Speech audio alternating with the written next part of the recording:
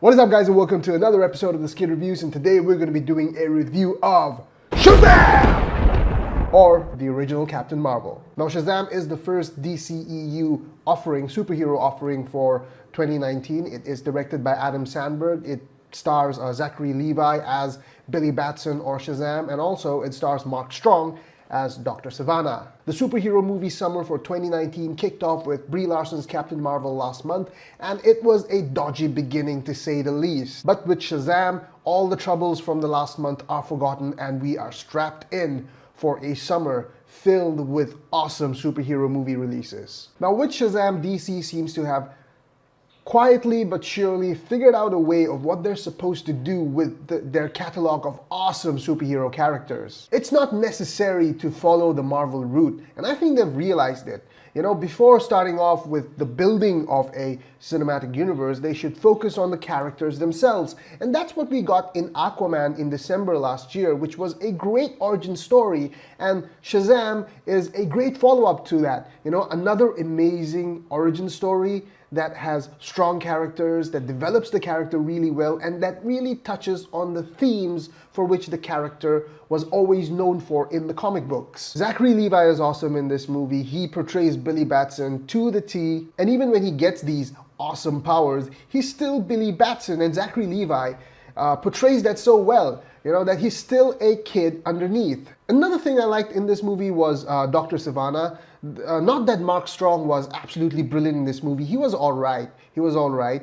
But I'm talking about the decision to cast Dr. Savannah as the main villain in this movie instead of bringing in Shazam's arch nemesis from the comic books, which is Black Adam. They're leaving Black Adam, who's going to be played by Dwayne "The Rock" Johnson, for the sequel, and I cannot wait for that. While Shazam is definitely not the best superhero movie that you'll ever see, you know, it's far from that, but it's quite a strong movie. You know, it keeps you engaged, it's funny, it makes you tear up a little bit. At the end, when the themes of family and friendship were all talked about at the end of this movie, I could feel my lips quiver a little bit, and I was like, what the fuck, this is a DC movie that's doing that to me? But enough jibber jabber, let's get straight into the review of Shazam.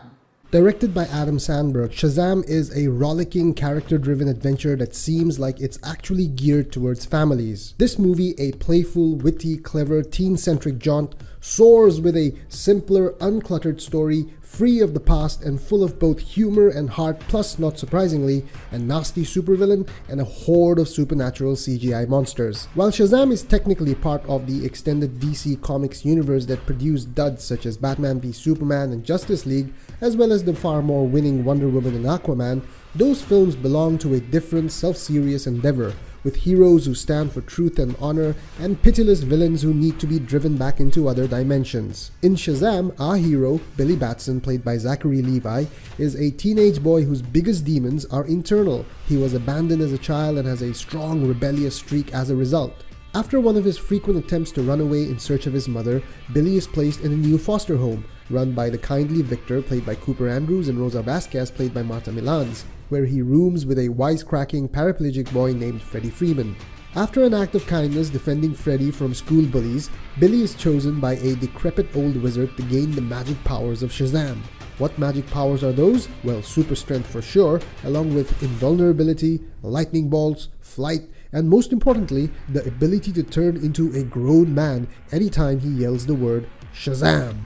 What follows is a large-hearted cross between Big and Man of Steel that spends most of its running time reveling in the juvenile joy that any teenager who could turn into an unkillable ubermensch would feel. As Shazam, Levi possesses the same kind of ridiculously proportioned body that his costumed contemporaries do, but is also a skilled comic actor who can sell Billy's utter lack of readiness to become a broad-shouldered adult who might have to save the world someday. Instead, Billy and Freddie buy beer, make YouTube mashups of Shazam's super strength, and use his lightning powers to rapidly charge the phones of random people. Today's bleak society might be in need of idealistic role models, but Shazam celebrates the very human selfishness that comes with Billy's cosmic windfall. If it were just a loosey-goosey genre spoof, Shazam would be a successful but forgettable confection. But the film seamlessly shifts into a more emotional gear as it barrels towards its final act where some life lessons must be learned